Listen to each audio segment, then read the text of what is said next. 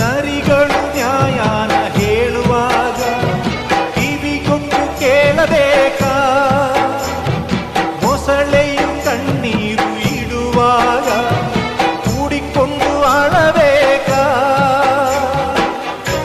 ತಡೆದನು ಈ ದಿನ ಮನಸ್ಸಿನ ನಾಯಕ, ಬಿಟ್ಟರೆ ಎಲ್ಲರ ಸೀಳುವ ಸೈನಿಕ.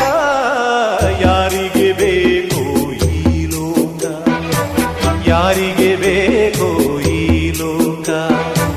ಮೋಸಕ್ಕೆ ಕೈ ಮುಗಿಬೇಕಾ?